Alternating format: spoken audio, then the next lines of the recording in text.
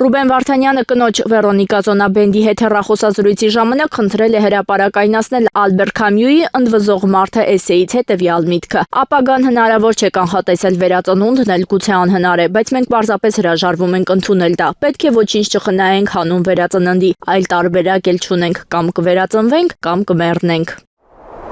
Վերջին ամիսների ընթացքում հայ առաքելական եկեղեցին ենթարկվում է բռնաճնշման Հայաստանի Հանրապետության ներկայիս իշխանությունների կողմից, խոչընդոտվում է հավատացյալների բնականon հոգևոր կյանքը, խարխլվում եկեղեցու հիմքը, կեղծ մեղադրանքով ձերբակալվում են բարձրաստիճան հոգևորականներ եւ քահանաներ։ Նման ծավալի բռնաճնշումներ մեր մայր եկեղեցու դեմ իրականացվել են թերևս ցարական Ռուսաստանում, Օսմանյան կայսրությունում, Խորհրդային Միությունում։ Հայաստանի Հանրապետության իշխանությունը խախտելով Հայաստանի Հանրապետության սահմանադրության տասնյակ կետեր փորձ է անում ոչնչացնել համայն մայր եկեղեցին, բառակտելով համասփյուռ հայությանը, սեփխրելով Հայաստան-սփյուռ փոխհարաբերությունների միջև բարոյական հարված հասցնելով միլիոնավոր հայերի ամենանվիրական զգացմունքներին։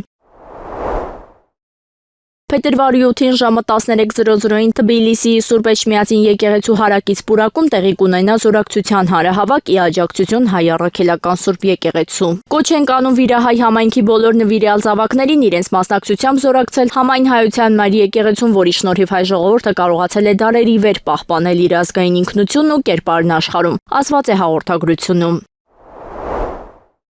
Մեծիտանն Կիլիկիո կաթողիկոս Արաման Նամակը ՀՂԼ ԱՄՆ փոխնախագահ Ջեյդի Վենսին Բաքվում ապօրինաբար պահվող հայ գերիների ազատ արձակման հարցով այս մասին հայտել են Մեծիտանն Կիլիկիո կաթողիկոսությունից։ ԱՄՆ փոխնախագահ Ջեյդի Վենսին օրեր առաջ գրած հատուկ նամակում Արամա կաթողիկոսը նրա ուշադրությունն է հրավիրել Բաքվի բանտում ապօրինաբար պահվող Արցախի ռազմաքաղաքական ղեկավարների եւ մյուս հայ գերիների ազատ արձակման, ինչպես նաեւ Արցախի հոգեվոր մշակութային կոթողների անվնաս պահպանման հարցերի վրա։ Նամակում վեհափառ հայրապետը նաեւ հիշեցրել է, որ միջազգային օրենքը հստակորեն շեշտում է թե ռազմագերիների ազատ արձակման, թե հոգևոր մշակութային կոթողների պաշտպանության կարևորությունը։ Նշենք, որ ԱՄՆ փոխնախագահն առաջիկայում այցելելու է Հայաստան եւ Ադրբեջան։